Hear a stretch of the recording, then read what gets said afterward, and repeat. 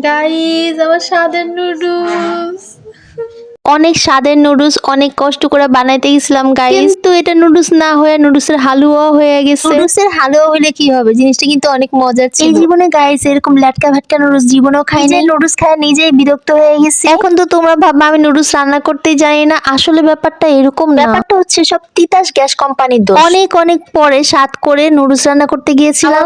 আমি সহ আমাদের সবাই নুডলস খেতে অনেক অনেক পছন্দ করে। সেই লেভেলের বুক ভরা স্বপ্ন আর মন ভরা আশা নিয়ে নুডলস রান্না করতে গিয়েছিলাম গাইস। দুপুরবেলা দেখি 2টা থেকে গ্যাস চলে আসছে, তো ভাবলাম আজকে মজার মজার রান্না করে খাবো। তাই আম্মুকে বললাম চলো আম্মু আজকে তোমাকে নুডলস রান্না করে খাওয়াবো। আমি জানি গাইস আমার সব কিউট কিউট আফামনিরা আমার মতো নুডলস খেতে খুব পছন্দ করে। আজকে আমি আমার স্পেশাল নুডলসটা রান্না করব ফুলকপি, বাঁধাকপি, গাজর, আলু আর হচ্ছে ক্যাপসিকাম দিয়ে। নুডলস রান্না করতে যে আজকে একটা স্পেশাল খাবার মিশাবো, যেটা মিশালে নুডলসের স্বাদ 100 গুণ বেড়ে যাবে। মানে ল্যাটকা নুডলস যদি হয় তাও কিন্তু অনেক মজাদার হবে। এনেছিলাম শুকনা মরিচ, কাঁচা মরিচ আর হচ্ছে ক্যাপসিকাম। আমি একটু ঝাল খেতে পছন্দ করি তাই একটু বেশি ঝাল দিয়ে, আর আমি এখানে বাঁধাকপিটাকে একটু কিউব করে কেটে নিয়েছি আর টমেটো নিয়েছি। আর এই যে দেখো নুডলস, আমার নুডলসটাকে এরকম করে সিদ্ধ করে নিয়েছিলাম, কিন্তু বানিদের ধোয়ার পরও তার ল্যাটকা ভাটকাই হয়ে গিয়েছিল আর এরকম হালুয়া টাইপের হয়ে গিয়েছিল। অ্যাকচুয়ালি নুডলসটা সিদ্ধ করতে দেওয়ার পরে চুলার গ্যাসটা হঠাৎ করে কমে যায়, এই জন্য নুডলসটা এরকম অসিদ্ধ হয়ে গিয়েছে। আজকের নুডলসটা আমি রাইস কুকারে রান্না করব। প্রথমে একটু তেল দিয়ে, তারপর শুকনা মরিচ আর কাঁচা মরিচ একটু রসুন দিয়ে দিয়েছিলাম, আর সাথে পেঁয়াজটা দিয়ে দিব, তারপর ঢাকনা দিয়ে একটু ভাজা ভাজা করে নেব। চুলা যে অল্প একটু আঁচ ছিল সেখানে আমি একটু ডিম দিয়ে দিয়েছিলাম, ডিমটাকে দিয়ে একটু গোলমরিচ আর লবণ দিয়ে ভালো মতো ফেটে এটাকে ভাজা ভাজা করব। রাইস কুকারটা খুলে দেখলাম যে কি অবস্থা, একটু দেখলাম এটার মধ্যে কিন্তু শুধু রসুন দিয়েছে, আর টমেটো দিলাম, ক্যাপসিকাম, তারপর বাঁধাকপি, বাকি সব ধরনের সবজি মানে ফুলকপি,